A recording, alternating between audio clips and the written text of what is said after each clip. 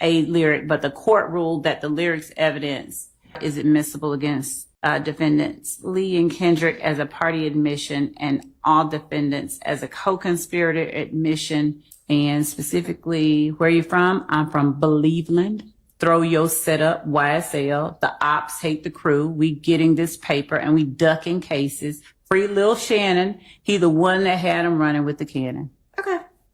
And we are back, So court has finished today, and I am going to bring you everything that happened minus all of the breaks. And there were some long breaks today. So y'all, I'm saving y'all a lot of time. I'm saving you so much time that you should hit the like button right now. Like, just go ahead and smash it. You could touch it. You could even tickle it if you like, as long as you hit that like button for us. And we appreciate it. So y'all, this is a lot of evidentiary stuff. As you might know from the first video, the jury was sent home earlier. They did not say why. Hopefully we'll find that out later. But this is a lot of evidentiary kind of rulings and hearings on different things that the court is saying either you can bring it in or you can't bring it in. You have to redact it, all of that sort of thing.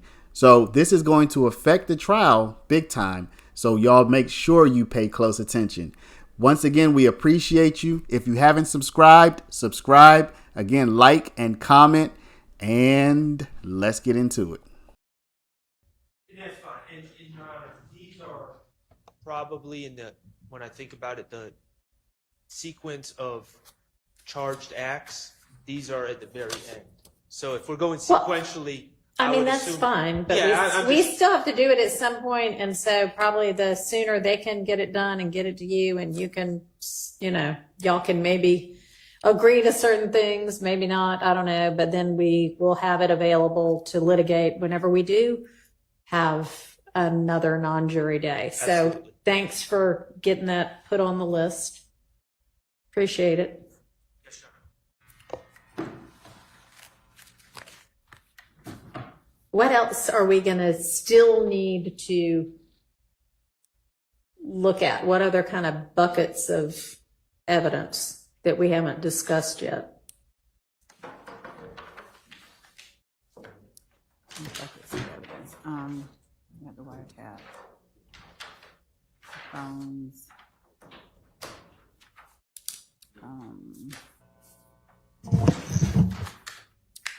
I'm thinking, Judge. Okay.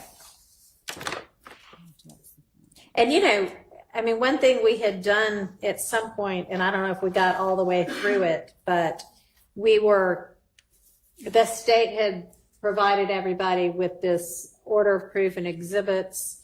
Did we get all the way through that? Because that might help trigger, this is something we're going to need to litigate. If y'all got those available, maybe we could look a little bit further through those. I can get a copy, and just for the court's awareness, we just got those printouts that I'm going to exchange with Mr. Adams. If we can be allowed to, the exhibit list printouts that I referenced earlier.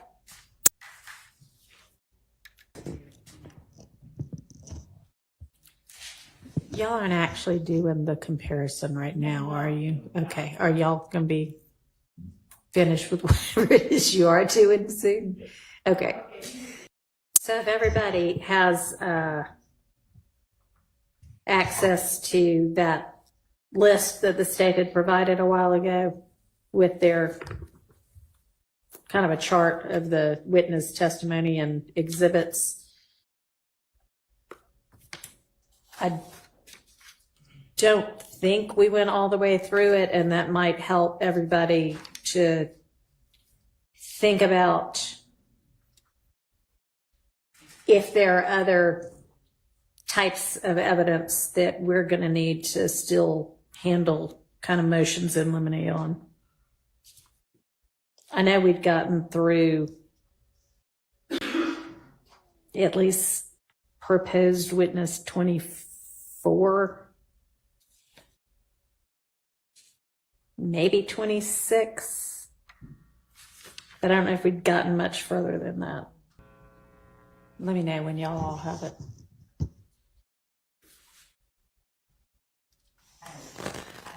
Okay. So if we're on page 6 at the top with Turner,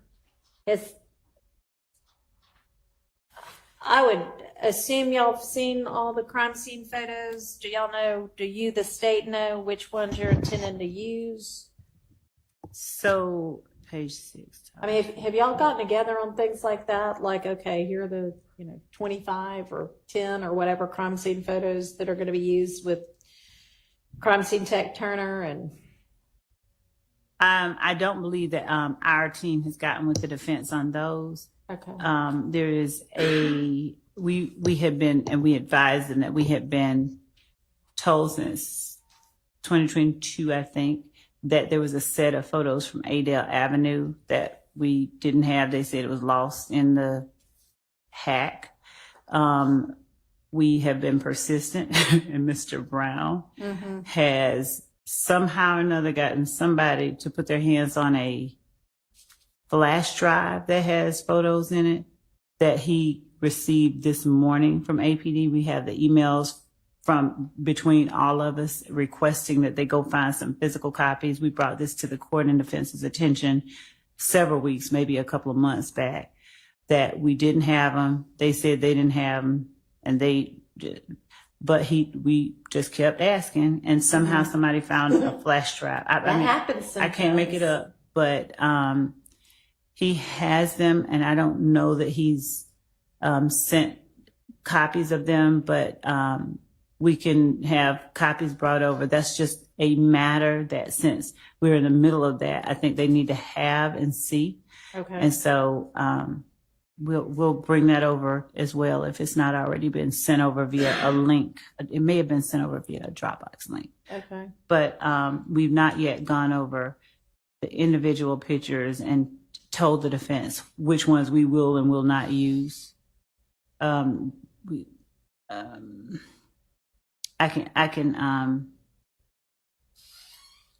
can get the prosecutor, who will be Mr. Brown. I can get him over here, and we can have a conversation with a member of the defense, just one, so they can share that, because he's already taken those out and just made that decision. Can you have a member of your team go ahead and reach out to him, and can he maybe come over today? Yes, and yes. Okay. Yes. And we honestly may not have gone witness by witness up to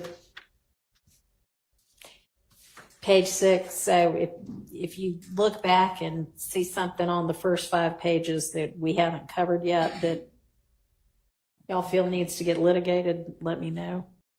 Or if you don't yet know kind of more specifically what that evidence is going to be and need to, let me know. And for all of the photos, like with Miss Bell today, you introduced, I think, 4, but you only used 1. I mean, to the extent, you can continue that sort of thing where it's not cumulative, then that's fantastic. Okay. Thank you for doing that. There is one witness whose attorney, I'll just apprise the court and counsel, that may be coming up. Mr. Arnold, I've been in touch with his Miss Merchant, and so that I see that on the list of might sprinkle exhibits if it's necessary for impeachment. Can y'all hear her? I'm sorry. I've just been in touch with one of the co-defendants' attorneys. I see his interview on Mr. Sprinkle's list of exhibits if it's necessary to use, because I've been talking with her about him coming up relatively soon. I have not gone over his interview. I don't think we've gone over his interview at all, but it would only be used for impeachment purposes in any event. But if that's something that I'll have to discuss with the defense in terms of things that they believe that are, impermissible, inadmissible, but that's something that's on the radar. Okay.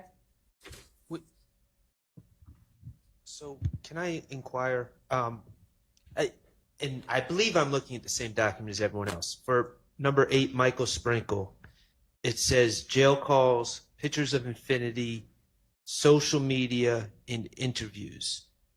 When we're saying interviews, did Mr. DA Sprinkle is kind of a unique witness in this case because he's a DA, but he also, I think it's fair to say, he fulfilled a certain investigatory role mid-investigation. However, he wasn't sitting when it says interviews. Let's get some clarification on that. Are these interviews that Mr. Sprinkle conducted of people, or what are these? Yes, and it's also detailed in the report that we provided that he gave that 146 page, 136 or 46 page report. So there are interviews that law enforcement conducted in 2015 and 16 that he would not have been a part of as a result of further investigation that he did. He would have gone out to speak with some of those same witnesses again. And those are the only ones that he would be speaking to. Okay, so the state Interviews that he was in. Like it says 2017, like for impeachment if necessary. I don't see a 20. Are y'all looking at a different? That's what I'm wondering because I don't see specific. It just says interviews. I don't see a date or anything. Okay. Maybe if you've got a more detailed exhibit and witness list by now, maybe share that with us. I do. It has some notes on here, so. But I will say it out loud if that's okay. Okay. Yeah, no, that's fine. So ours just says jail calls, pictures of infinity, interviews, social media. It doesn't specify. Thank you. And I thank Mr. Shard as well for that, bringing that to my attention. So the Quindarius Zachary 2017 interview, if necessary, the Martinez Arnold 2017 interview. Okay, so my concern was simply this. We are on the same page that he's not going to be commenting on interviews that he simply reviewed to bring himself up to speed before beginning his work. It doesn't sound like it. Okay. No, These are interviews that he was a part of. Right. Okay. So maybe interviews, maybe not the best word, but Well, if he conducted it, if he was a part of it, then for impeachment purposes, he would be the one that would be impeaching the witness if necessary. And it would be only for witnesses that have already testified in Correct. yes, Yes, okay. ma'am. So he's actually a little bit out of order. Well, no, I guess not. I don't know. So Arnold, Zachary, and whom else? We have Kenya Morton, if we call her. She has been listed as an alibi witness for Mr. Kendrick. So we may just let him put her up, but we haven't. She's on here, so we can still discuss items within that interview that may need to be dealt with or redacted. So that's 3. All right. But yes, so these would be only after they testify and for impeachment. Absolutely. If you don't just use the interviews to impeach them while they're on the stand. Right. Okay. And then, do we know whose jail calls? We have Mr. Arnold's, Mr. Bradford's, Mr. Stillwell's, Mr. Sledge's. I think we have dealt with the ones from Mr. Sledge while he was. We dealt with the one I think that we were dealing with Mr. Sledge. And in Mr. Sprinkle's report, he referenced specific ones as they relate to Mr. Arnold, Bradford, and Stillwell. But what we'll do is go through those. That's another conversation we have to have and inform counsel for defendants, specifically those jail calls as well. So right now, what I'm looking at that we need to do from Mr. Sprinkle is go over the 3 interviews that potentially he could testify about if necessary, and just deal with any items that maybe need to be addressed, redacted, dealt with, and the jail calls from Mr. Arnold, Bradford, and Stillwell.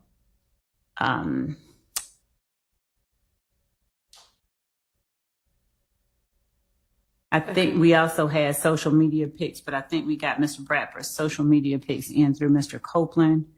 And we also got the social media pictures regarding Mr. Kendrick in already through one of the witnesses that have already testified. So outside of that, and I think we also got the post with Mr. Garlington and Mr. Williams with the we're not going back and forth in already. Those All are right. So there's no social media left that he'd be talking about then. Okay, so we can cross that one off. Okay. So going back then to page 1 with Mr. Zachary, have we dealt with everything we need to deal with for him? Social media, jail calls, and interview.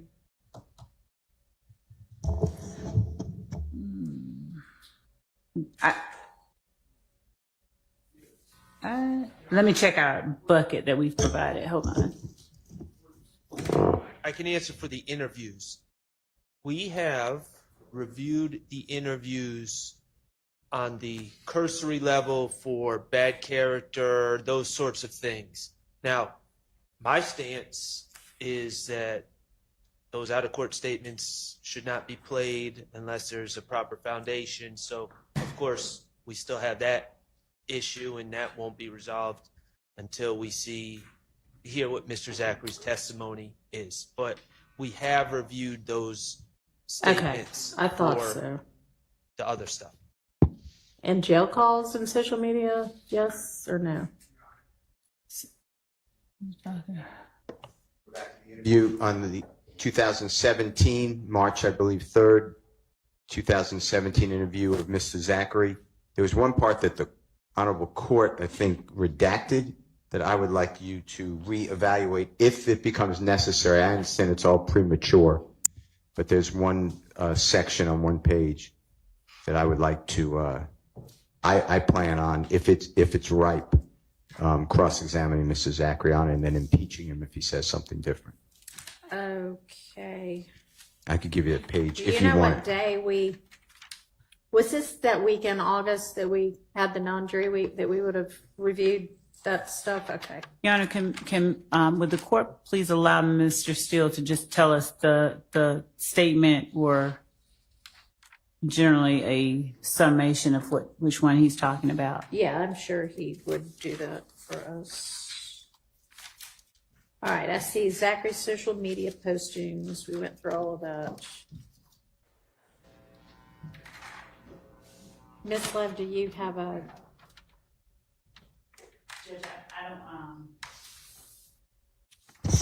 I don't have my notes on that hearing that we had that Mr. Steele is referring to, so I don't have at hand the court's ruling or anything that I can make a definitive statement about it on. Not that. Okay. I have to search through that. I don't have. Say it again. Pick up the mic and say it. Court asked the state to sort out their argument on this and get back to the court. Ah, well, there we go. We may be on the same page. At the time, I was trying to figure out what was based on personal knowledge versus hearsay, and the state was arguing either personal knowledge or statements of a co-conspirator. So at the time, on August 6th, the state was seeking to admit this evidence. And so that's why they were supposed to circle back. But now as trials progressed, Mr. Steele is saying he wants to use it. So that's why the state was supposed to get back. Okay. Does that ring a bell, Ms. Love? A small one. I'm just going through our notes on that. Okay. Page 39, lines 14 and 20. They hearken back to page 38, lines 11. The context of that, I think, at the very least, starts on page 38 at line 11. And in that, the soon-to-be-called witness is informing the detectives about someone's opinion regarding who shot up a certain location. And that is listed on page 38, lines 11 through 12. All of that is speculation and the witness sharing with detectives what somebody else thought happened.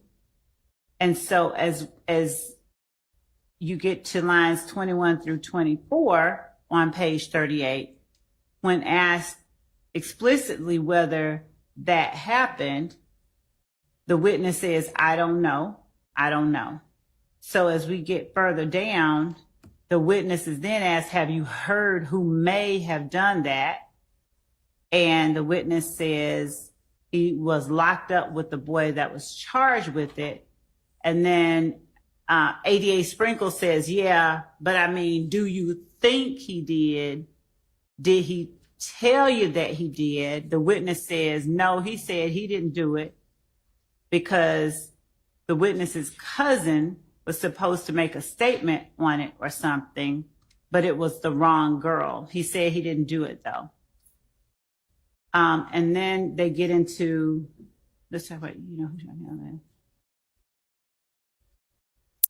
who shot Kelvin Watts in Mechanicsville? Right, and I think that's the part that Mr. Steele was saying, if he can lay the foundation he wants to get into, right, Mr. Steele? Yes, Your Honor. Okay. All right, can I have this slide?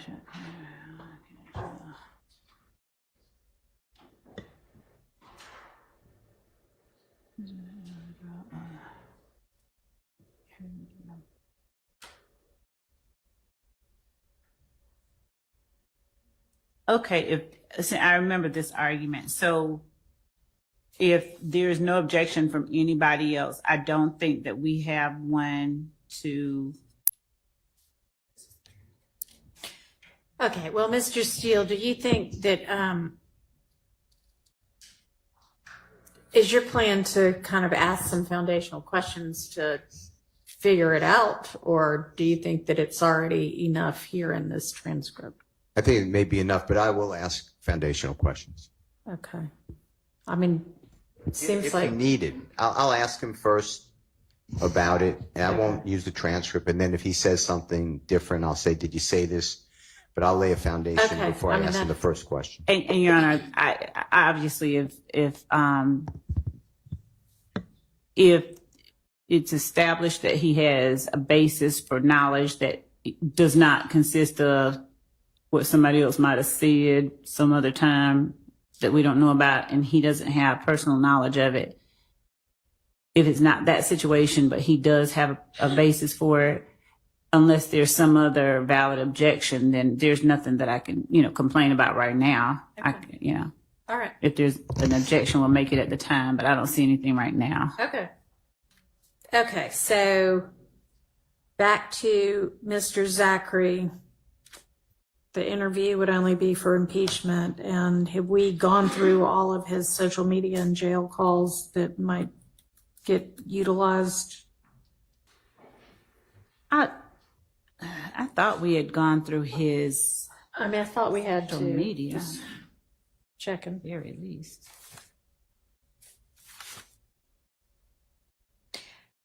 I mean, it looks to me like we definitely went through his social media postings and made the evidentiary determinations about that. But I don't know if we did jail calls or not. I don't recall going through any jail calls. Okay, so are there jail calls that you might intend to utilize? Isn't he coming up pretty soon? Potentially? Potentially. Yes. Okay. And so I think that any of Zachary's jail calls would only be used to impeach Zachary if we needed to use Zachary's jail calls. All right. So right now, Okay, so that would just be, if it happens to come up, we'll just roll with it at the time, I guess. Unless obviously if you know of something that you think is going to be an issue, right. then just kind of alert us outside the jury's presence, I but can- otherwise that'll just be a trial issue. Okay. And then the next witness on this sheet is Detective Thorpe, and I think y'all were gonna get together on the part of Mr. Kendrick's interview that might come in on redacting it for any potential Bruton issues. Did y'all get a chance to do that yet? What my memory is, Your Honor, was that I know I said that I would be asking Detective Thorpe questions rather than trying to play all of that.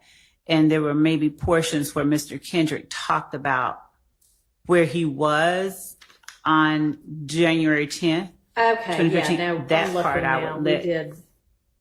Okay, so we just went through what was okay and what wasn't. Okay. All right, so there aren't any outstanding issues then for him. There was one thing, and I don't think that it's on here, but we were trying to put our finger on it within our team because we had identified a call between Mr. Kendrick and Miss Morton, where Mr. Kendrick, from our listening of it, seemed to be essentially trying to establish an alibi. And it seemed, I'll be clear, he said, I was with you. I was with you. And she says something to the effect of, yeah, you were with me. You were with me. Mm-hmm. And I wanted to put Mr. Weinstein and his team on notice. He's not here. So, but Mr. Well, Howell, yeah. Mr. Howell And his team. and his team on notice that there is that call that is in the calls that were served in 2022, but we are wanting to identify the exact date and time to extract the MP4 so that they have it. But All right. we have it identified. It's just locating it in the large bucket of calls. But that is one that we know that we will end up playing. Okay. And we're guarding the custodian of records. I know that we've probably beaten this horse, but there's still no stipulation regarding those. Nobody wants to stipulate as to, okay. Doesn't sound like it. If anybody reconsiders on that front, please let the state know. All right, so with Mr. Sprinkle, with the jail calls for Arnold, Bradford, Stillwell, the defense has them all, right? Yes, and I believe that they're in the bucket of exhibits that we provided to them. I'm confirming that. Yes, sir. While on the subject of jail calls, I know we went away from this topic, but the state mentioned Quindarius Zachary jail calls. From my recollection in the discovery, I don't believe we've ever been served Quindarius Zachary jail calls. I do know, I'm more certain that the state has never identified any sort of group of calls that maybe they may be interested in bringing into this case. So if there are some calls, if we haven't been served them, which I don't believe we have, I would ask that they be excluded. But if there are some calls into discovery, I would just ask that they're identified before, like, right when the state wants to bring them in, because we're going to have to review them. I know that Your Honor said, when that comes up, we'll get to it and we'll discuss it. I just don't want to be in a situation where I'm hearing about a jail call of Mr. Zachary's for the first time in court. And then Well, having certainly if y'all don't have them, then that's an issue, but let's find that out. All of the jail calls have been served.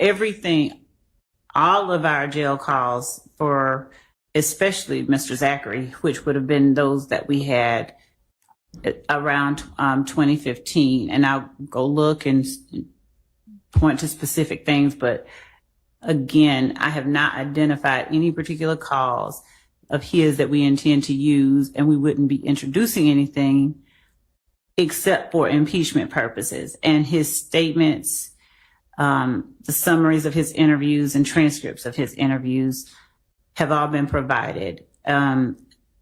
Obviously, people get on the stand and their memories, stuff happens with them. So Okay, so do you happen to know like what tranche of discovery it would have been? Judge, what I was doing at the moment Mr. Sharp asked that question, is I was actually trying to get the answer to Okay. the All right, we'll give you a minute to. calls regarding Mr. Bradford and Mr. Arnold that are listed under Mr. ADA Sprinkle. And those were the January, Oh, Bradford and Arnold. We got that. I'm talking about Zach. the court made the inquiry, so I was trying to. Okay, so through Sprinkle, it would be Arnold, Bradford, and Stillwell, and that's it. Jail calls, potentially. I believe it would be, those are the ones that we have identified so far. Yes, those are the ones that we intended. There were only, I think, 5. And I paused because I was now looking at okay, there they are. So the January 11, 2015 call between Martinez Arnold and Javaris Bradford. The January 10th, 2015 call of Martinez Arnold at 7:42 p.m., the January 10th, 2015 call at 8:18 p.m., and the January 17th, 2015 call at 7:17 p.m. Those are the ones that we have provided that we intended to introduce through ADA Sprinkle. Now, as to the follow-up question that Mr. Sharp just asked about, and that the court inquired about, the Zachary jail calls were served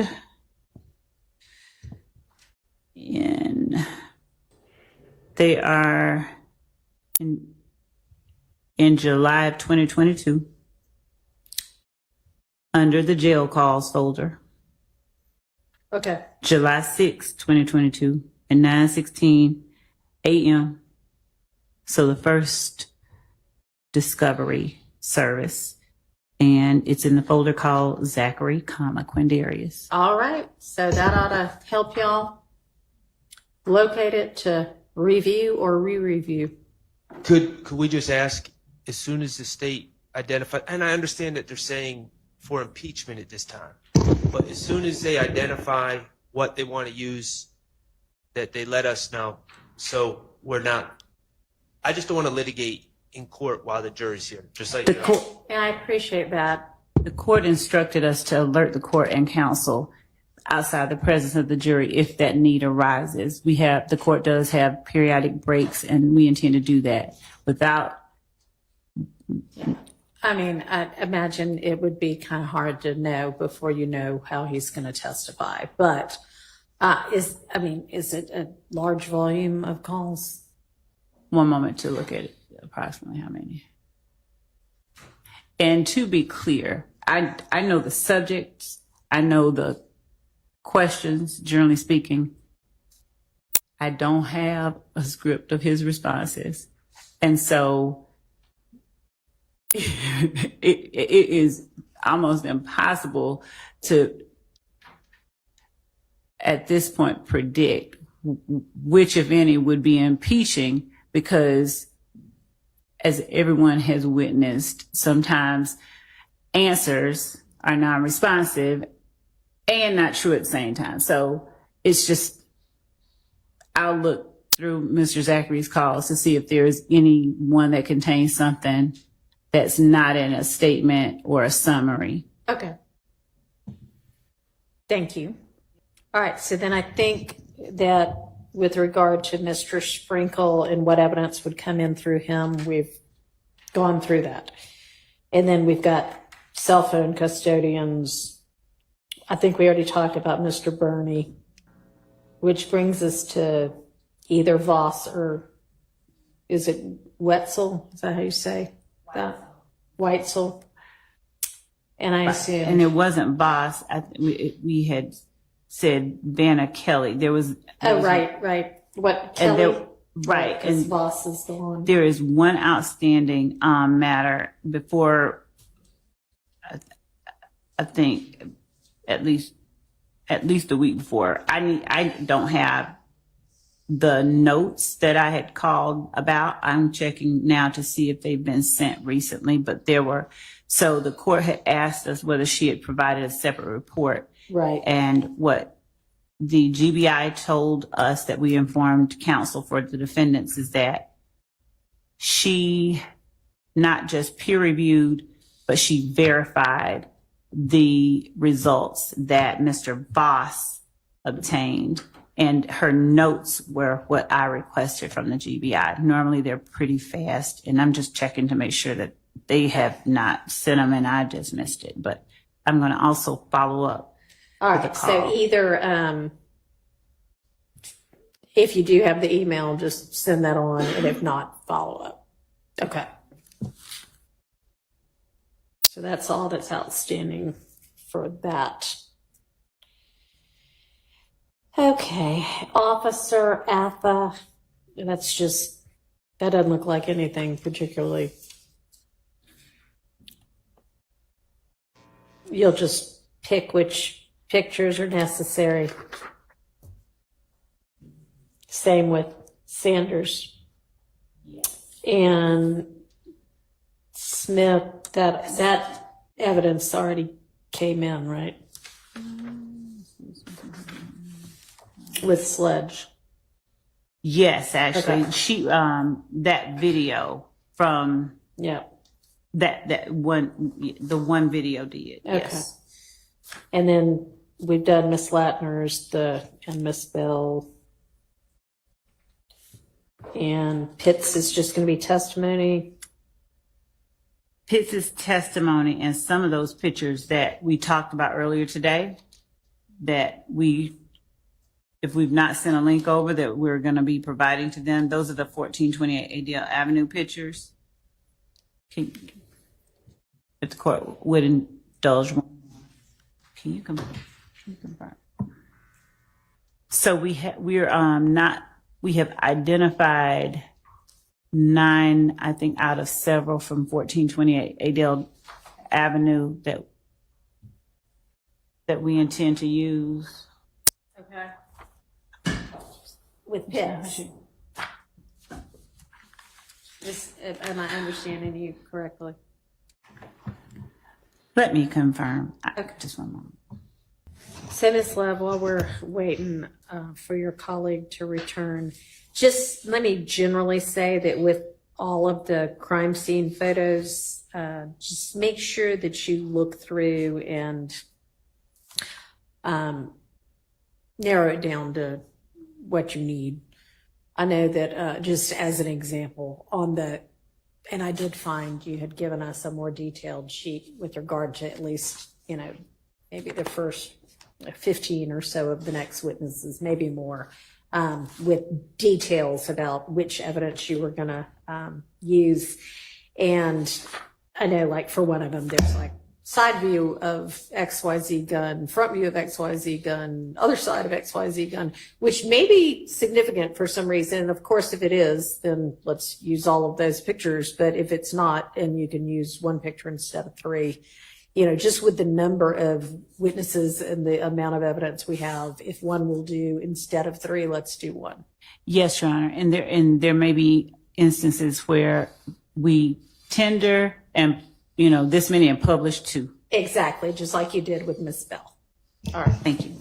And if you are going to tender this many, and especially with the crime scene text, just, hand them the whole stack. Definitely. Yes, sir.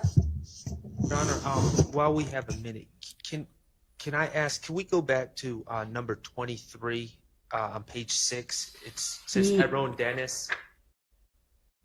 Yes. The second check or second box thing says overall investigation of crimes of YSL between January 2015 and December 2015.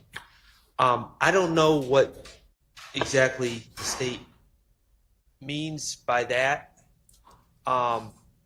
Summary witnesses my understanding, are frowned upon.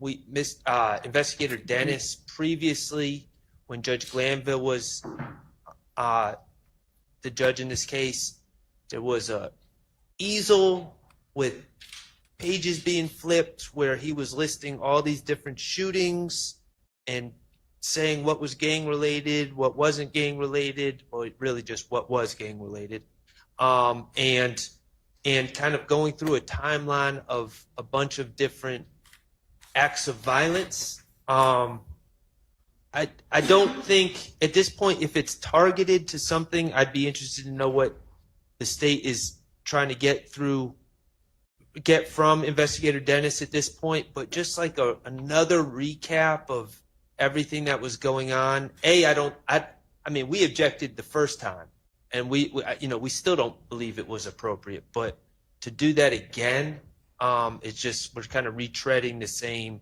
summary of this case, and the jurors, they're smart, they get it, and so I just don't think that would be appropriate. Okay, well, I'll inquire. I'm sure you're not going to just put him up for a recap of what he's already testified to. What's going to be new? Your Honor, we're not putting him up for a recap. What we gave on that sheet of paper was a generalization. If, as for instance, he was allowed to talk about his investigation. He was qualified as a gang expert, and many of the incidents that he investigated, he was able to gain information pertaining to some of the facts that he testified about. Some of the things that he was able to testify about. He also actively, like I said, participated in the investigation. So he, as a fact witness, was able to testify about those things as well. Mm-hmm. As the court sees what the court doesn't know or wasn't there when he touched on the fact that after Donovan Thomas's murder, they went back and they saw that there were incidents that occurred that appeared to be act and reaction from certain groups of people. And then after the Donovan Thomas murder, that there were a series of retaliatory shootings. He did not go deep into them. There were incidents that were listed that we are now presenting evidence of. At the time, there were objections to him talking about his investigation into those crimes. We alerted the court. We're going to put up evidence of those crimes. This particular one we did today is one of them. Right. So in as much as he gave a broad overview of, what things they saw occur, and that is at this address, there was a shooting. Then there was this shooting at this address. To the extent that there are details that are going to be brought out or that are challenged on cross-examination. Those sorts of things that were not ever talked about before will be talked about with Detective Dennis this go round. This will not be a rehashing, of a summary. That's not necessary. That would be a waste of time. This is going to be information that either he's not testified about or someone challenges another person on cross about. I don't think that at this point we can actually say, hey, this is all the stuff that we're going to talk about. We do know that it's going to encapsulate that area, that span of time that we listed for the defense in the court on that sheet. Well, Your Honor. Yes. Let me say this. I'm seeing these 4/28/15 shootings. I'm seeing on the state's list here, they're saying committed by Demekion Garlington, Antonio Sledge, Quindarius Zachary, and Shannon Stillwell. There is no evidence other than Mr. Zachary in his proffer, trying to get better sentence, saying that Mr. Stillwell was there. There's absolutely no evidence, no phone records, no other witnesses, no ballistics that link to Mr. Stillwell. There is nothing that puts Mr. Stillwell in that case. My concern, and he wasn't charged either. Okay. What I don't want is, I don't know what Mr. Zachary, where he is, if we're going to hear from him, if we're not. But what I am going to have a motion if somehow Mr. Stillwell, through investigator Dennis or some other witness that has no firsthand knowledge of anything, starts trying to bring my client into the 4/28/2015 shootings. And from the discovery, the only person that says that is Mr. Zachary when he was, trying to get himself out of trouble. And if Mr. Zachary says that, I will deal with that on cross-examination. But until Mr. Zachary says that, Investigator Dennis should not have anything to say about that. All right. Your Honor, the state, we are well aware of what the rules of evidence allow and don't allow. We will adhere to those.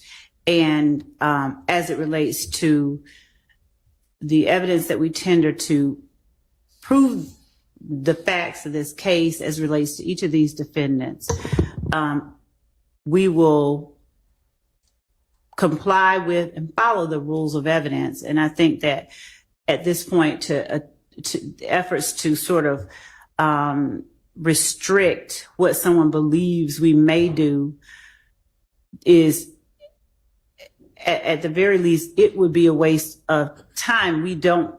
It would make no sense for us to try and introduce through a witness we intend to put up a statement through someone else, through Detective Dennis, a statement of Zachary before Zachary ever testifies. That's wrong. All right. We're not going to do that. I mean, that's good. I don't mind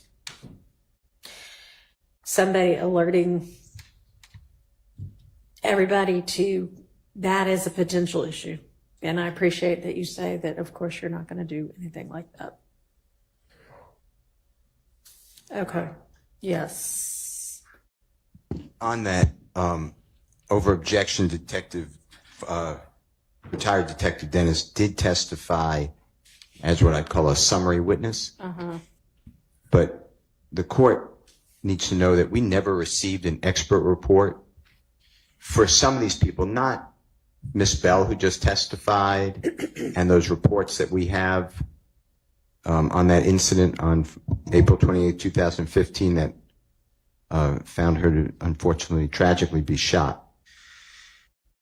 A lot of what the Detective Dennis previously testified is total confrontation clause. I don't even know who he spoke with. He just spoke with people, interrogated people, interviewed people, people called him up, CIs. I have no idea if there was hope or benefit. And I think that's what Mr. Shart is getting to, because that's already happened. It's over objection, and I don't want it to happen again. And also, summary witnesses are not favored. That's United States versus Perry, P-E-R-R-Y. And that's 35F 4th.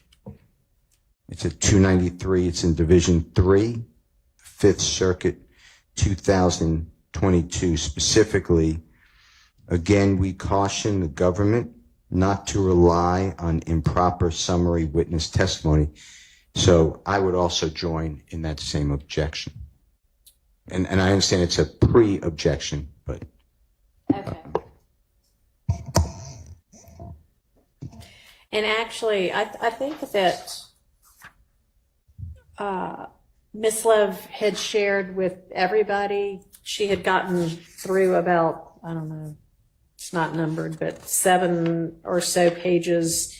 Witnesses at the time, they were 81 through 110 with more detail than what's here of exactly what she thought the evidence was going to be at the time she put it together. And for Detective Dennis, who's on the last page of that, she's got listed the specific evidence that she, at least at the time she was putting it together, thought he was going to be testifying to this time around. And it doesn't, other than the PowerPoint, which has essentially been ruled out, it doesn't look like it's kind of summary testimony. Is that fair, Ms. Love?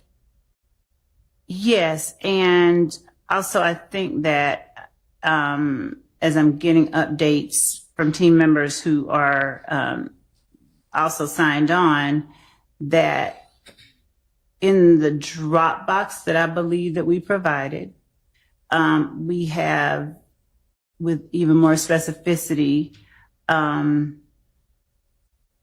photographs of Zachary and Copeland with guns,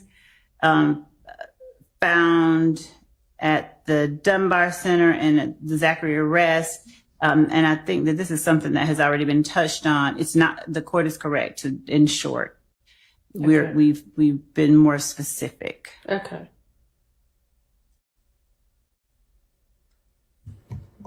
Okay. Sure. All right. So did you come back with further information? I think we had paused on something and We did. Okay. So we have from Adele Avenue, there are several photos that we are still narrowing down that we got today. We will provide both all of those photos as well as the ones we intend to tender as evidence.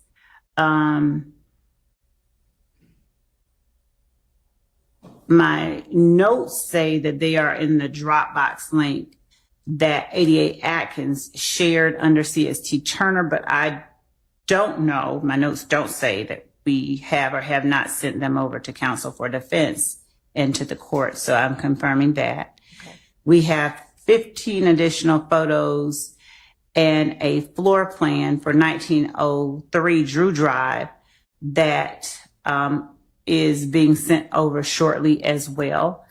Let me confirm whether that Dropbox link was shared internally or with everyone. Okay. Just one moment. Can't hear you without the mic. I'm sorry. If they're looking for a recent email, I'm just trying to help. We haven't received anything from the prosecution team.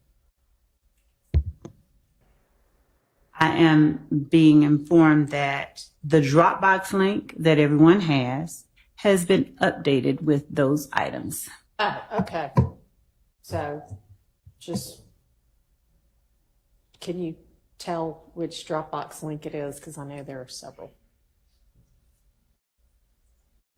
The one with the 30 witnesses that has this particular witness on it. Okay. Okay, great. All right, thank you. You're welcome. All right, so we were at what is numbered on this order of proof and exhibits list. We were on witness number 21, Officer Pitts, and that's, I think, when we stopped to sort out the issue with the new photographs from Adele Avenue. And so moving on, we just talked to the next page. Witness 26, Detective Dennis, we've just talked about.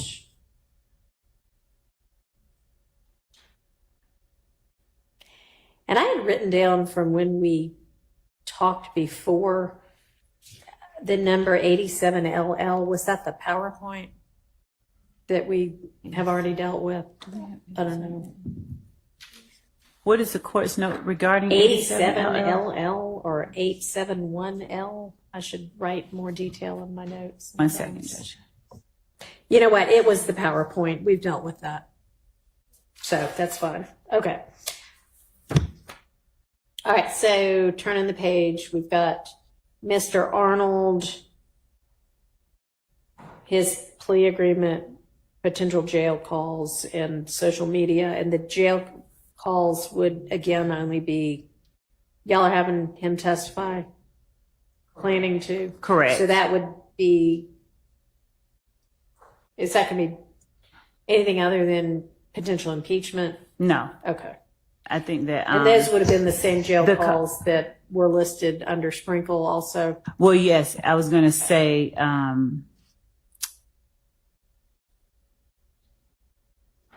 yes. And the one in particular that I'm thinking about as I play it in my mind, whether it would be this particular one on January the 10th would be considered impeachment. It was right after the murder of Donovan Thomas, and it involved Mr. Bradford, a call from Mr. Arnold to Mr. Bradford. Okay. So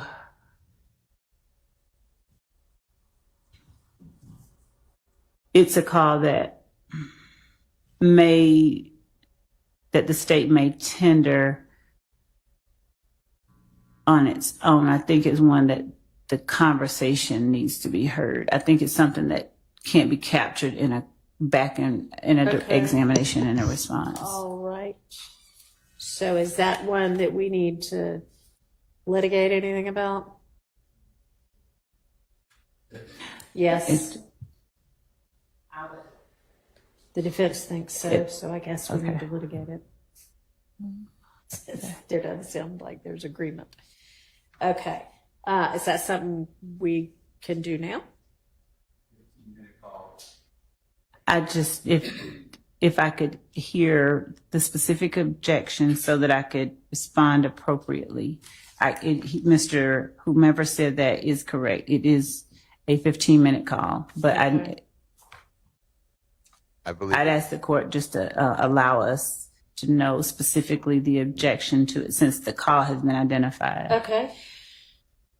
If I'm thinking of the right call, there's different people. Mr. Arnold is in custody, by the way, Your Honor. He's arrested on or about the 6th day of January 2015 outside of Club Crucial. You heard about this fight at Mr. Copeland.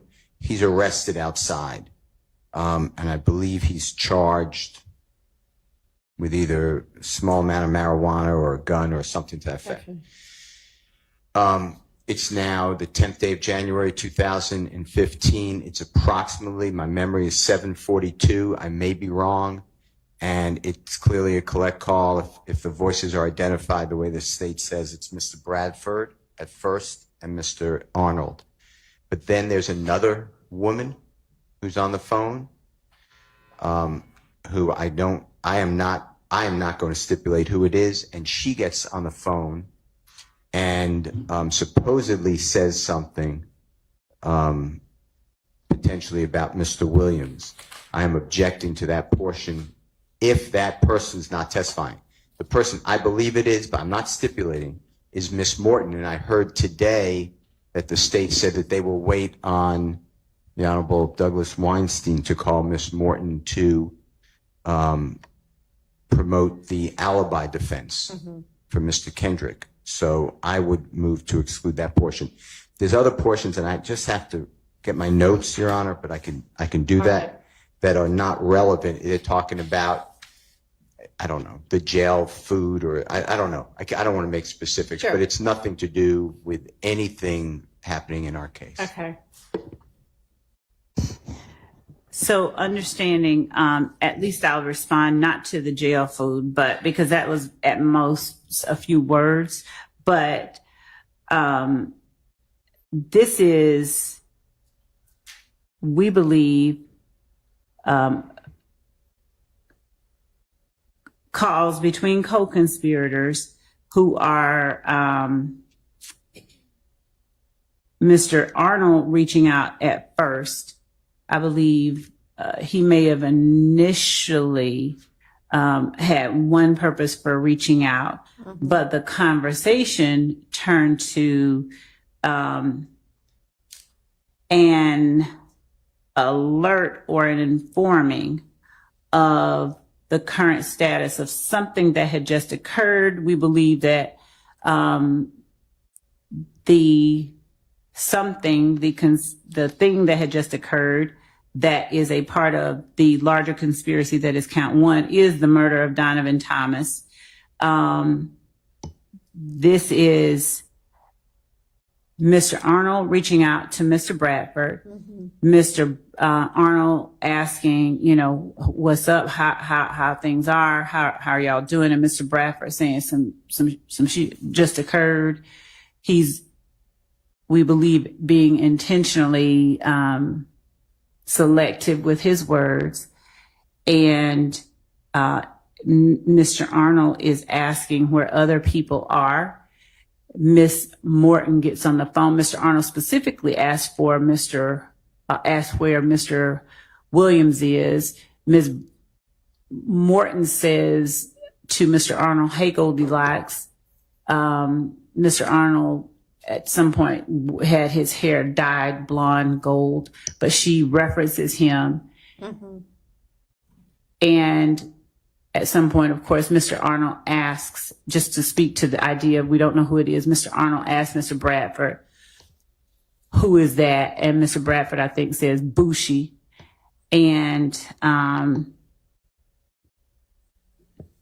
as they are apprising one another of what is happening outside the jail, as they're apprising Mr. Arnold of what's happening outside the jail, we believe that this whole conversation is a conversation between co-conspirators serving to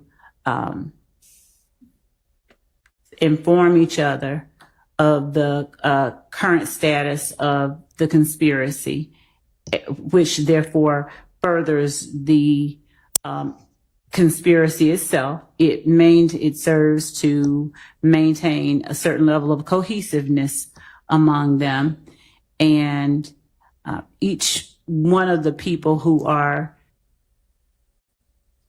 taking part in the conversation are persons, we believe, who have just had some involvement, if they did not switch cars with, provide transportation for the people we believe are involved in the murder of Donovan Thomas.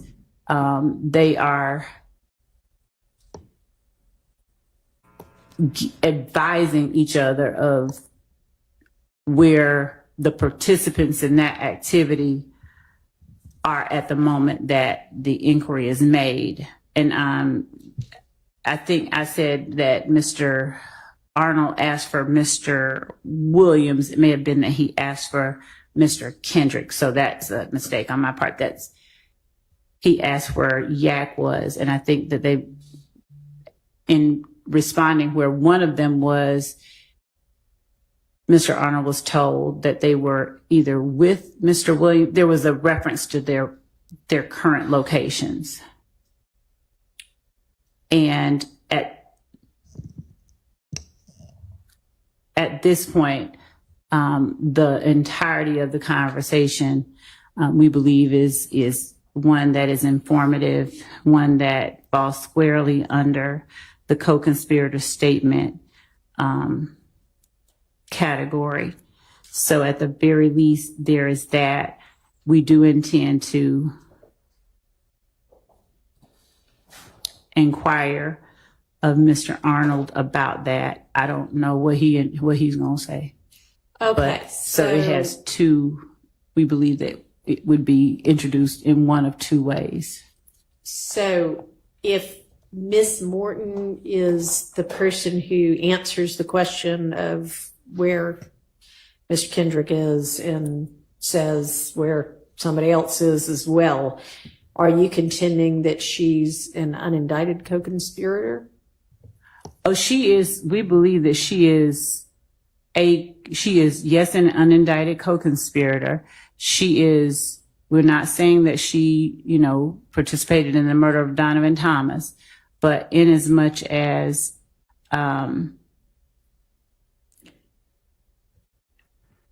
her actions this night and what she does later on, I think the conversations that she has with Mr. Kendrick, we won't be trying to get into what she told the police, but I'll just tell the court, she tries to provide an alibi initially. It's sort of, she's lying for Mr. Kendrick later on, when presented or confronted with the surveillance footage. She's kind of coy and, saying, I don't see who is that? I don't see that. So she, yes, is a part of the conspiracy in that sense. She's not indicted. But when we're looking at the broader conspiracy that involves YSL and protecting its members and carrying out its purposes, she is a part of that. She's not indicted. Associate of YSL. Yes. Your Honor, I would ask that this discussion be tabled for another day.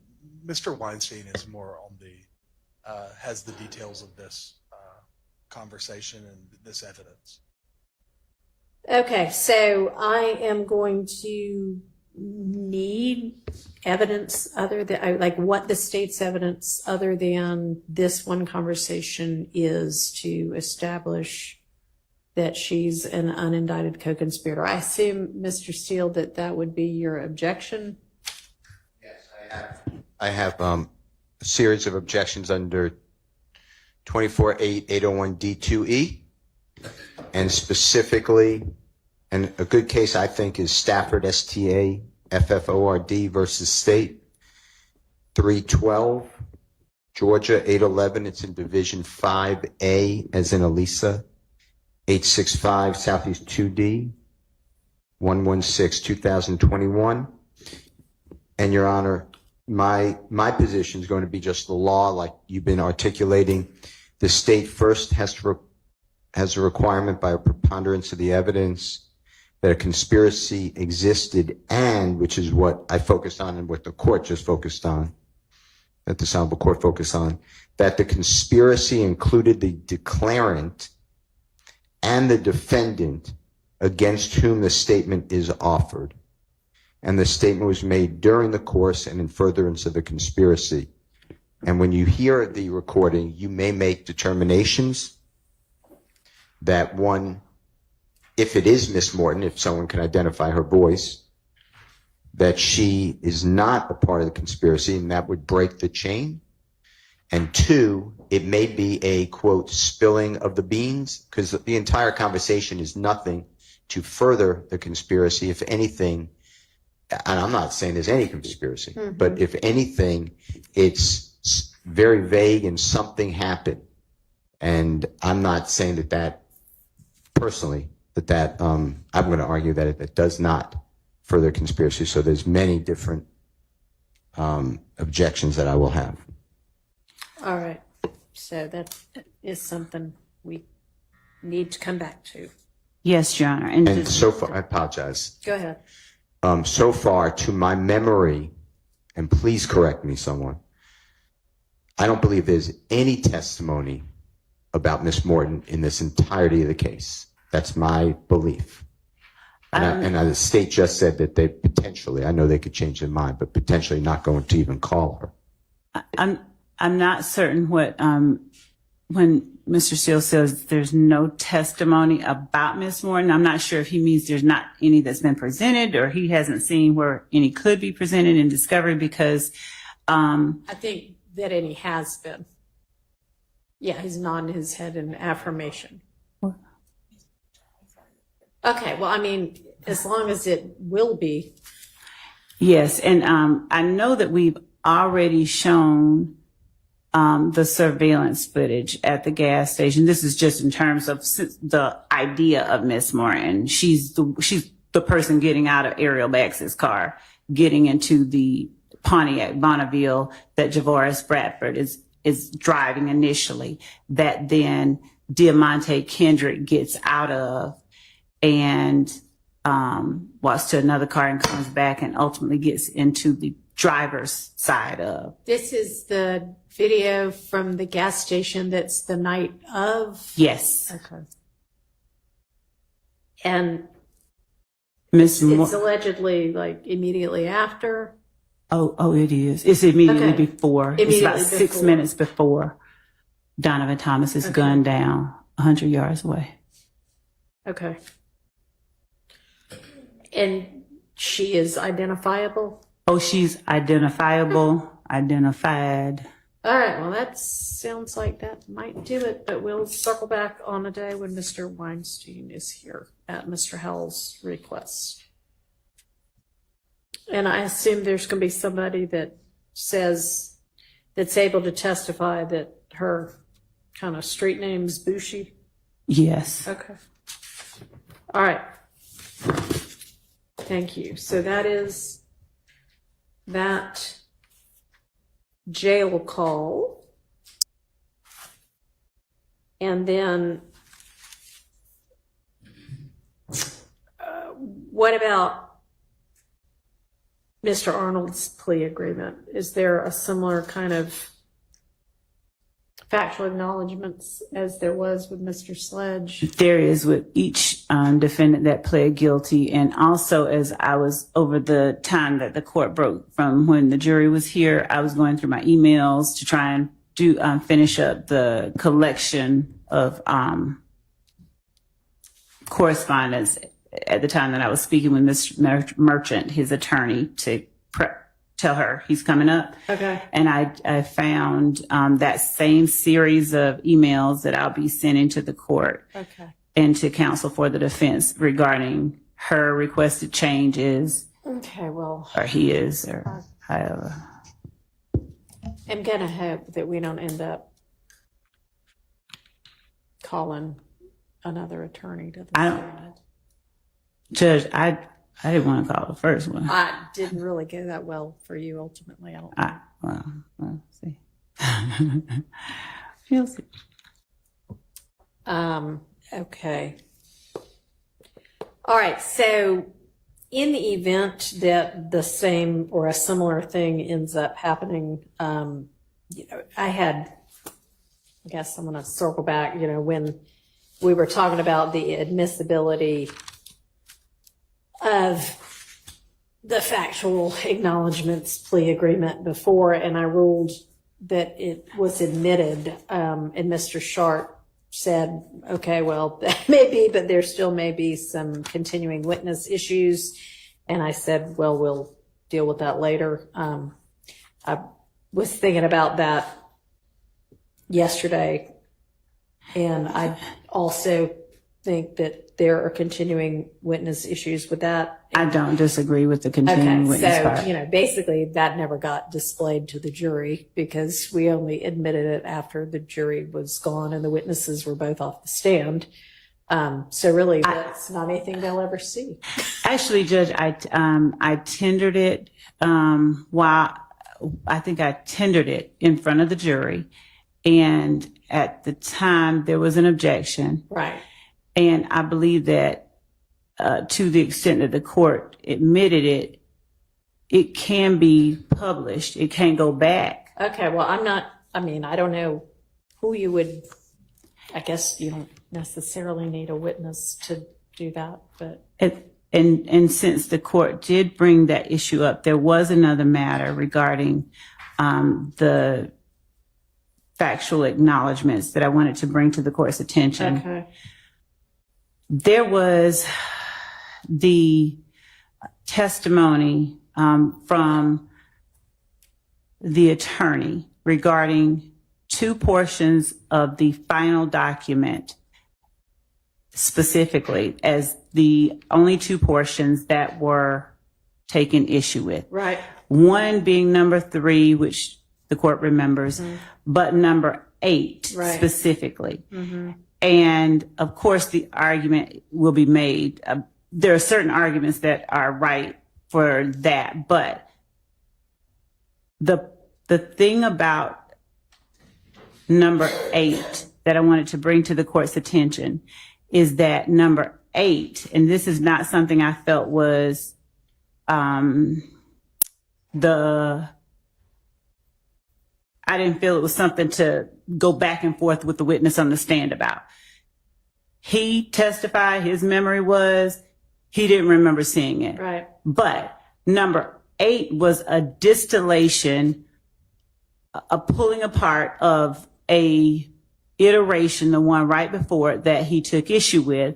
And the reason the state tendered states 460 Yankee as well as 452 and 453 is that 452 contained the statement that 460 Yankee addressed, and in 460 Yankee, in as much as there were certain things that were not contested but clarified, but the personal knowledge part is a specific thing that wasn't denied, but that was implied. And I'm just saying that instead of having what the state did, what I know we did, and when Mr. Wright says he doesn't remember, that's fine. Mm-hmm.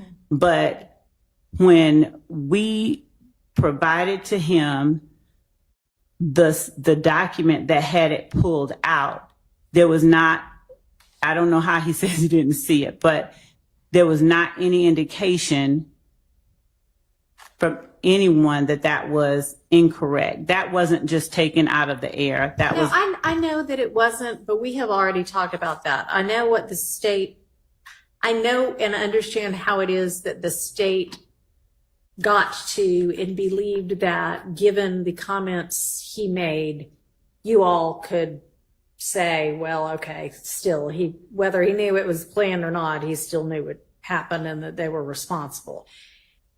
But it doesn't actually say that in the iteration that got changed. And so that might have been the state's understanding of it. But, I mean, it is what it is. And you didn't explore that with the witness anyway. So, I mean, at this point, obviously that was a protracted examination that I did not want to make more protracted, but I do think that in as much as there is an attempt to convince the jury that essentially these are made up things that the state you just slipped it in. Yes. Well, I mean, Miss Love, then put somebody else on the stand. But I mean, you telling me this, I mean, it doesn't do any, I mean. The reason that I was telling the court that was not to try and completely relitigate an issue, but as to the section that dealt with his response, not the whole response, not that it's 460, but I would ask if the court might consider reconsidering just us putting in that one part that he responded to, the way that he responded, and then the ultimate version, so that at least before the jury is where that came from, since there has been this continued effort to convince them that we make stuff up and we just, out of thin air. Well, I mean, you're the one that decided to put him on the stand. I don't regret that, or I don't think that that's the problem. That maybe, obviously minds can disagree. I don't think that that's the problem. Okay, well, if it were as clear as somewhere in the earlier version was the statement, I personally know that members of YSL were responsible for this murder, or whatever it said in the ultimate version. If that were in the prior version, that would be one thing, but that's not in the prior version. So I have thought that issue through. Yes, I understood that to be your argument yesterday or the day before or whenever it occurred, the day before and yesterday. And I just. Yes, Your Honor. Okay. Appreciate you giving it yet another try there. And I'm being facetious when I say that. I know you are. Okay. So anyway, with regard to if the same or something similar comes up with some other of these co-defendants who have pled, then just be aware that, and it sounds like we're all in agreement that it can't go out to the jury anyway. So if you want them to see it and it does get admitted, you'll need to display it at that time. And if you come up with a way to publish this other one, then let me know. Okay, okay, thank you. Okay. All right, so then if we turn to the next page, we've got Miss Latner's again.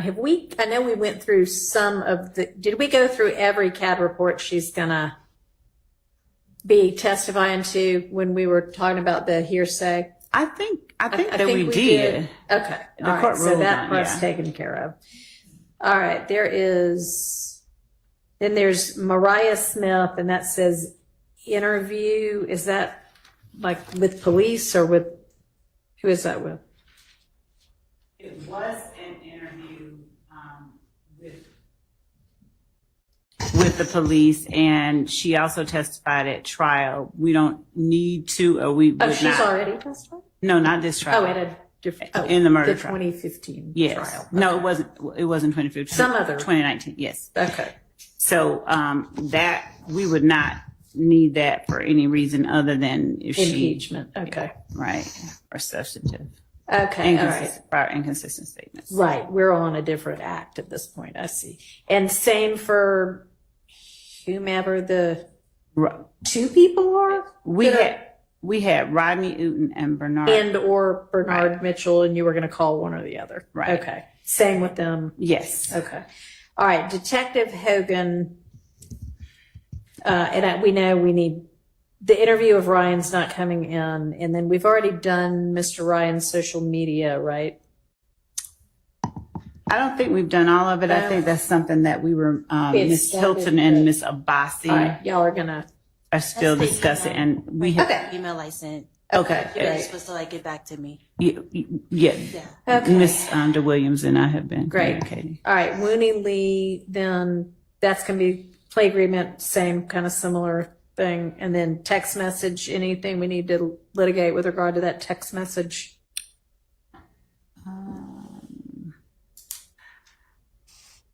No, I don't think so. Anybody? Okay, I would say lay the foundation. yeah, okay. And then blog videos, social media, and music when we flip the page. Yes. So I don't know what objection anybody would have, given that it is Mr. Lee who's on the stand, but the video itself is specifically the blog video. We believe is definitely an overact. They are talking about the meaning of certain terms, slat, and Mr. Lee makes a comment into the camera and then puts his hand over his mouth and says, shh. So that video itself, we believe, constitutes an overact in furtherance of this Okay. conspiracy. And then y'all are familiar with whatever the social media and music is going to be. So if there are any issues,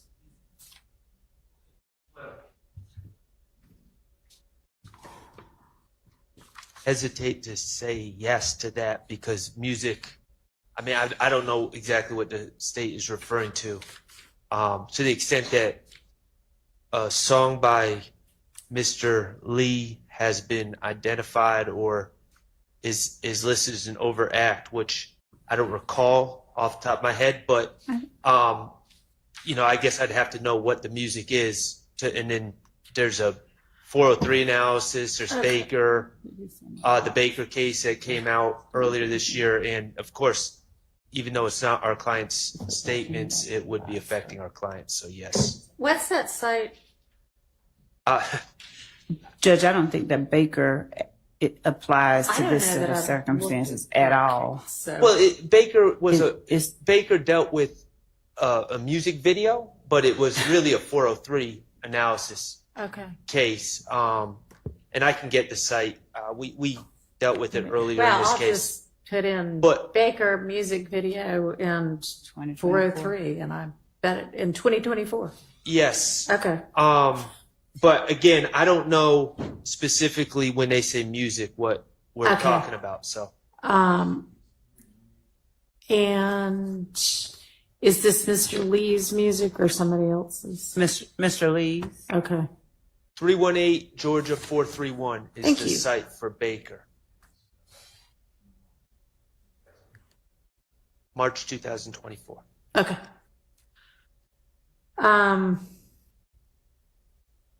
Do you know what music? Yes, there was the song, and there was also this. I think that this particular issue was litigated and decided in an order that was filed by the previous trial judge on November 27, 2023. Yeah, no, Oh, so you're just asking about which? you're not talking about that issue. You're I am. You We are. did. Now, Okay. I'm You going are. off of my recollection. We did litigate songs. We litigated a song by my client. We litigated some songs by Mr. Williams, and we litigated a song by Mr. Kendrick. I do not recall litigating the Wooney Lee song. Mr. Steele is affirming my recollection, but so we do need to address that at some point. okay. I think under What was the date of the order? November the 20. November 27th, 2023. Okay.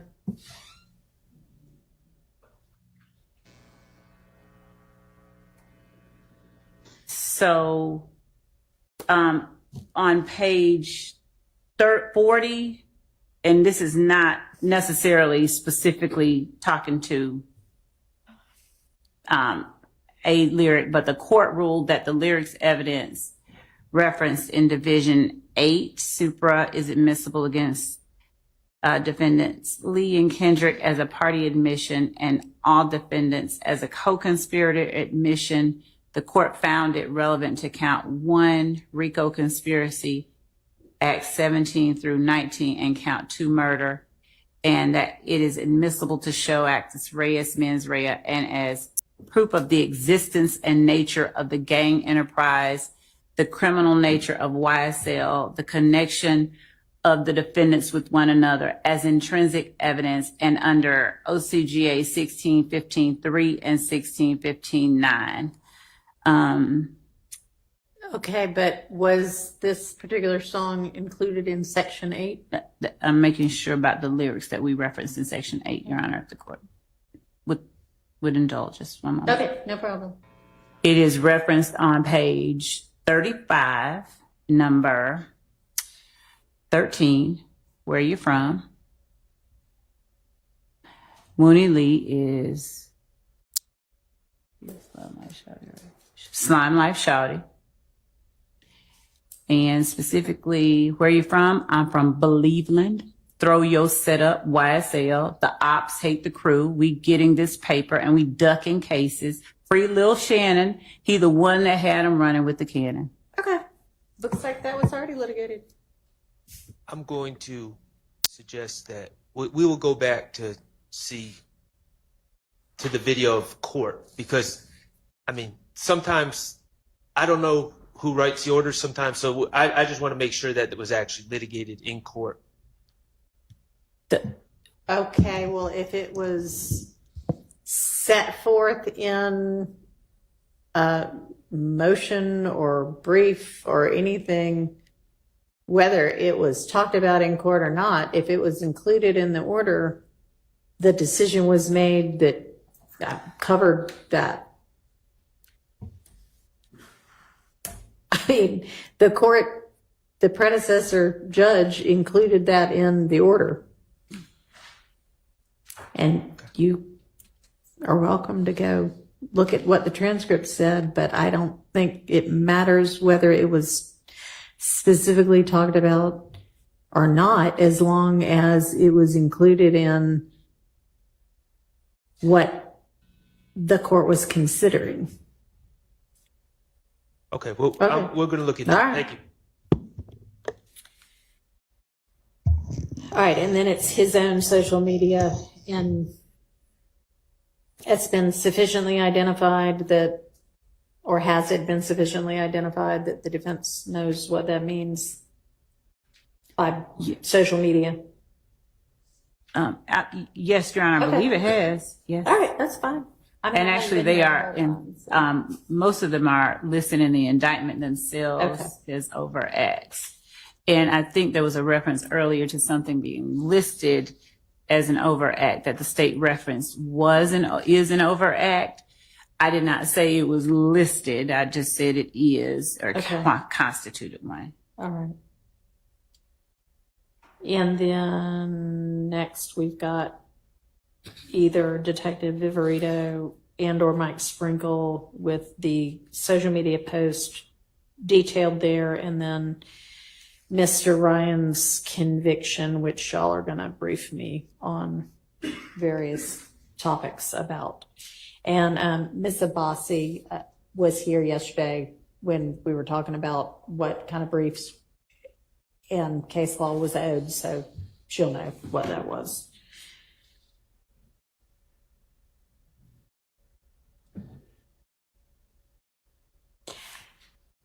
And Miss Love, I know at the time when you gave us this, that's the more detailed exhibits, that was as far as you'd gotten at the time. And if you didn't continue on, that's fine, because I said, no, don't take so much time doing that. Just give us, a general list.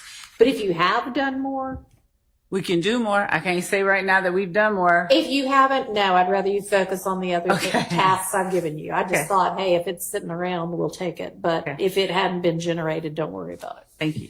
Okay. All right. So then Colin Russell, any issue with the exhibits that are listed next to him? I wouldn't think so.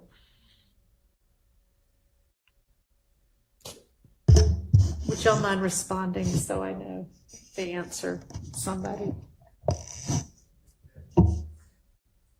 Okay, so no, I was just moving down through the witness list. So we're on Colin Russell now. He's on page 9, number 36.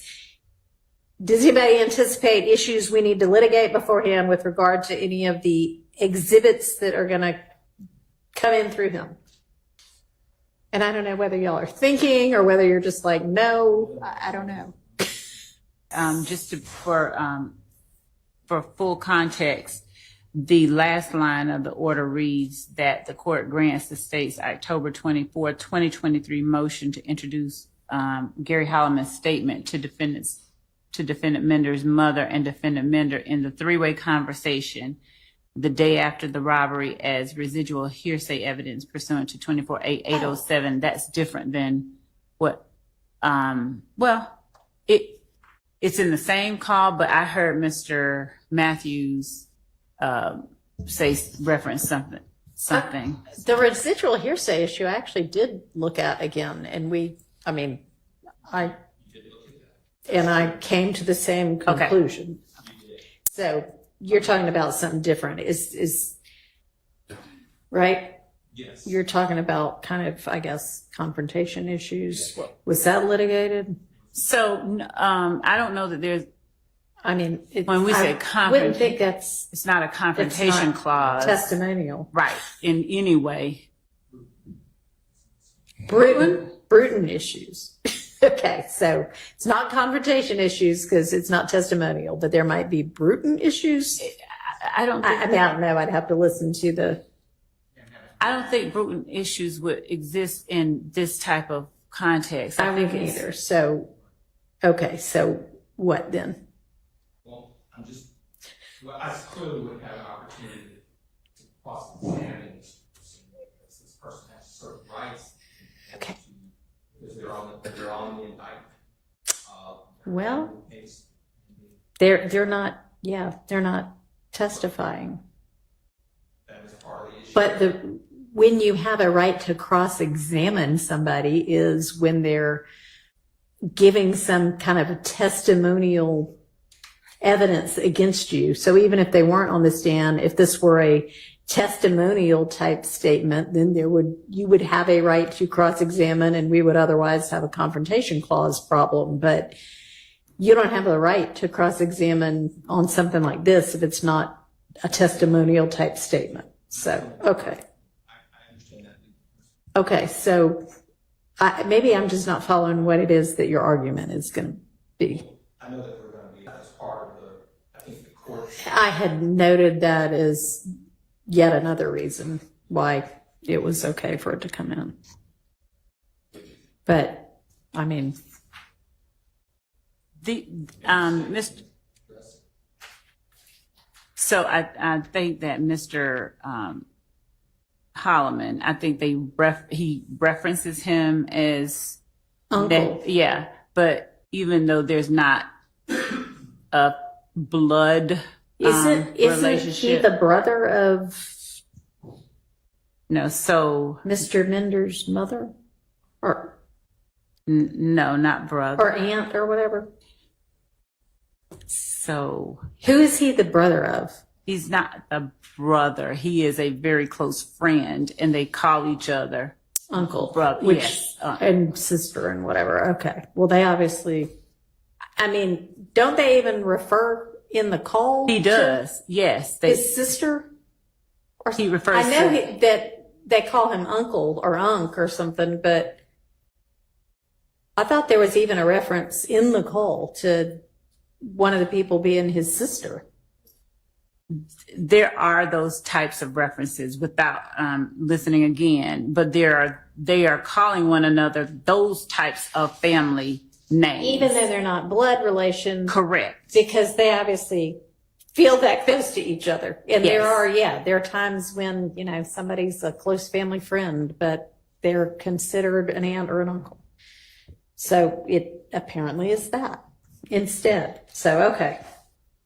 Thank you, though. Your Honor, Yes. on that issue, I join the Honorable Mr. Matthews, and I understand you ruled residual hearsay under 24-8-807, but that's supposed to be used very rarely. I know. And yes, it's not, I agree, it's not prudent, it's not testimonial. It can't be prudent because it's not testimonial. But this is an overt act, and it's therefore applies to everyone. So under 403, I know I'm going to ask for a limiting instruction if your ruling stands, but that's a very tough instruction when it's a overt act in a RICO case, because it's the same thing like the conviction by the jury of Mr. Ryan that we discussed yesterday. You're telling the jury you can use it against person one, but not against the other five. But it's an overt act that they can use on one person's verdict form, but not another. And I just don't, I would ask the court, since it's 807, which really has to be like prior sworn testimony that was cross-examined or a dying declaration, I would just ask the court to potentially reconsider or allow a limiting instruction that will help you craft, of course, if you approve it. But otherwise, I don't know why it comes in against Mr. Williams. Okay, so those are two of the examples of types of evidence that come in under 807, but that's not the entire universe. So the fact that it isn't either of those two things isn't determinative or dispositive. And I don't know that a limiting instruction would be appropriate here. And you're welcome to craft one and present it, and I'll consider whether I think it's appropriate, but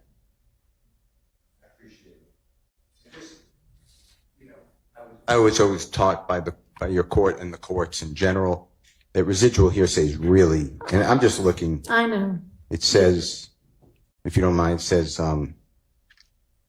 It must be equivalent to cross-examined former testimony, statements under the belief of impending death, statements against interests, and statements of personal or family history, not just that people are related, and that these categories of hearsay have attributes of trustworthiness not possessed by the general run of hearsay statements that tip the balance in favor of introducing the information if the declarant is unavailable to testify.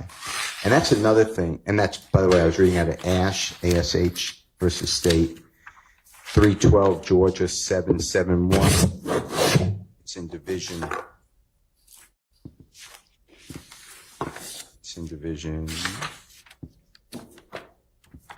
3B as in Barry, and that's 2021. But also, a person to that conversation is available to be cross-examined. I'm not talking about a person with a Fifth Amendment right, but there's another person who I believe is available to be subpoenaed and is on the state's witness list. If I'm wrong, I don't want to be wrong, but I believe that what I said is accurate, that the person is here in Atlanta and could be subpoenaed. So I would ask again. And who is that? Miss Mender, but that if Mr. Matthews can help me with the name.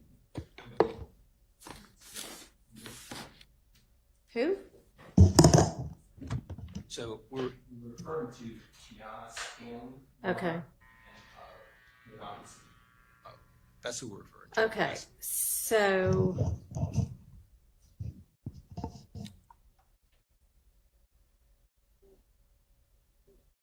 I mean, this is the witness that this would come in with. So we do have Tiana Stanley on the list. She's witness number 45 Right. on this. I mean, that's right. who it's coming in through. Right. That's what we have. That's literally the evidence that we have next to her. And, of course, the court's aware that Mr. Holloman is deceased. And so it falls squarely under, we believe the court made the right ruling. 24-807. We believe all three requirements under the statute are met. Okay. All right. Then we come down to Sergeant Henderson with Mr. Huey's interview and social media. Just to make sure that I understand my colleague's argument is that because Mr. Durham's name is not on the witness list and because this act is not listed as an overt act, it should be kept out. Is that the entirety of the argument? I just want to make sure before I respond. Is that the argument? I thought I said confrontation clause, but I didn't. You did not say confrontation clause, but if we're talking about items found at the home, this is items that Investigator Belknap found Time of in the search of Mr. Huey's apartment. And they ended up being, I guess, I don't know, allegedly from Chandler, Durham. That's correct. And is the issue who actually says they are from Chandler, Durham, if it's not going to be Chandler, Durham? So I know that we had Chandler Durham on our witness list. We have pared things down. If it turns out that we ultimately left him off, and I'm making sure that we did, that's just one more person that we'll just want to Add back in? Yes, that we'll just add back in. Okay, so, I mean, that would just be like hearsay if he says Chandler Durham said these were his. Unless Chandler is coming to court. Okay. Correct. The confrontation clause. And this is also a circumstance where, so just to respond to a part that I don't think is material to the objection, but Chandler Durham is part of one of the overacts. It's listed, I think. Okay, well, I mean, I don't think that's their real Right. point. I think it's Right. who, how can he say these are his? We have to add it back. All But right, also so- we have Defendant Williams' sort of implicit statement that there he is, because he's admonishing, he's warning Huey that if he doesn't take it back, somebody gonna die. So we, Yeah. Well, I guess maybe, even though I appreciate your efforts to pare down your witness list, this is one witness you're going to need to add back.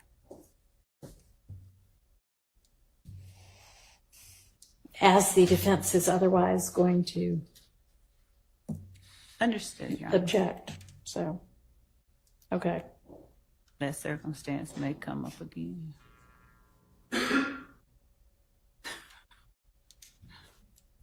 All right, Officer Gordon, Phoenix Video. The court's already ruled on that. All right. And then Bernie. Yeah, we've talked about him already. And then when we turn to the next page, page 12, this is one of those subsequent allegedly intrinsic acts. And I know I ruled on 2 and withheld ruling on 2. Yeah. And this is, I think, one of the ones that I ruled out. It is. So we can eliminate that witness if that's all they're testifying to, right? We were at, Hmm? the witness that the court was referring to was, I was trying to, I don't know. I'm on page 12, witnesses number 51 and 52. No. Okay. Timothy Brown and investigator Viverito. Hmm? Where I'm on the same document. Oh, okay. Yes, the court did exclude it. Yes, so that. Now, Mr. Hang on. So 48 and 49 were Belknap and Flores, and we have moved on past them. I think we're looking at different. We must be looking at a different document then. Different numbers, I think. 48 for us is Deputy Timothy Brown, 49 for us is Investigator. Okay, well, I don't know how that happened. I've got either an earlier or a later version. I don't know. Well, we have a. What does yours say? It was Belknap, 49 is Timothy Brown. Okay. Well,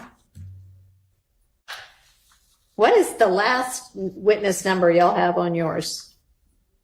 Last one that we have on ours is witness 105. That's Lieutenant Lynch. Okay, so you know what? I remember you saying at some point I've added 2 witnesses, so it's different, and it maybe y'all are just looking at a different one. But the 2 witnesses, obviously, we just maybe.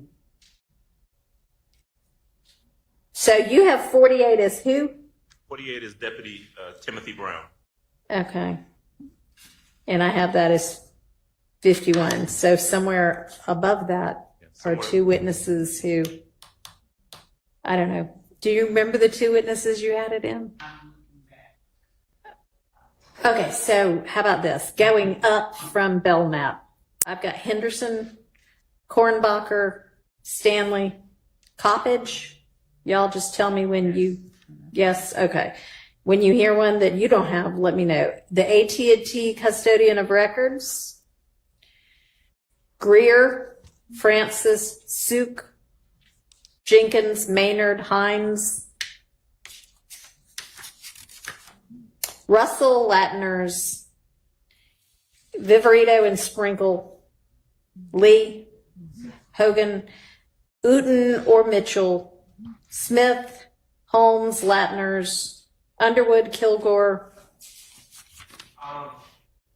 Maybe our issue is some of like Latner's Yeah. acts. I mean, Oh, there's no number for it. Okay, so it's no number for yours either? No. Okay, so that doesn't explain. Okay. Munson, Arnold, Dennis, Jenkins, Hill, Battle, Turner, Pitts, Bell, Latners, Smith, Sanders, LeDuc or LeDuc. Yeah. What's on here is Zappa, that's really Appa. Reed, Voss and Weitzel, Bernie, T-Mobile, Sprint, Verizon, Sprinkle, Morton. That's what it is. Okay. The two. Okay. Oh, yeah, we had to add those because Mystery solved. there was no stipulation, so we Okay. did have to add those two Okay. people. She just wanted to rub it in that y'all will not stipulate to the I would never. do phone that. record Never. being a phone record. Okay.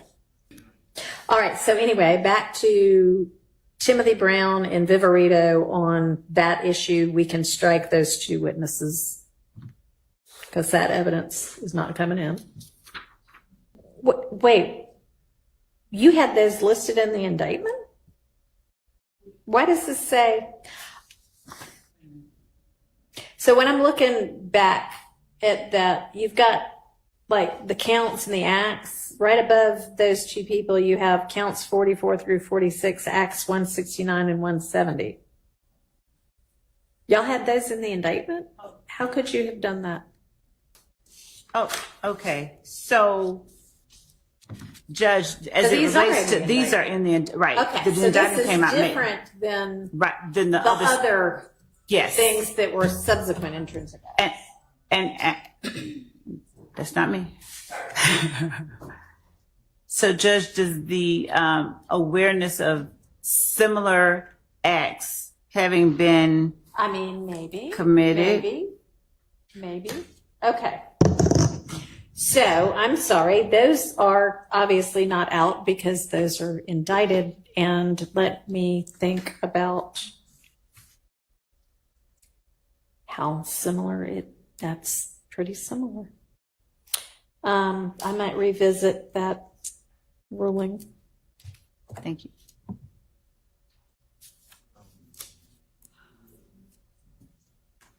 Not sure y'all made that argument at the time we were talking about it before. All right. What do you say we break for the day, y'all? Okay with that. I say we break for the day. All right, and do we have any word? Okay. All right, so we will reconvene at 9 tomorrow, and hopefully we'll be able to do jury and witnesses, and apparently we haven't heard anything yet. Okay. So just plan to do that, and if not, it'll be another day like this. Yes, Your Honor. Okay, thank y'all. Will the court? I know the court usually does, but if the court hears something like after hours, does the court incline to send out an email or? If it is something, well, I mean, I don't know. we're going to be here and do something regardless, but I guess you would want to know for your witnesses. Yes. So yes, if we hear something Thank you. that is, we won't have a jury available tomorrow, then I will let y'all know Thank you. Thank you. by, I guess. It doesn't email. matter what time, just before we have them Okay, come up. well, at some point, both turn off our computers and cell phones, so. That's healthy. We should all do that. You know, I don't think that we're going to be finding out at midnight anyway. I think we'll be finding out at a reasonable hour, hopefully. And if it is that they're not available, then I will let y'all know so that you don't have witnesses here for no reason. Thank you. Okay. And if I even hear in the morning, That's early good. enough, I'll let you know. Okay. It doesn't matter what time, just, All we're right. good. Thank you.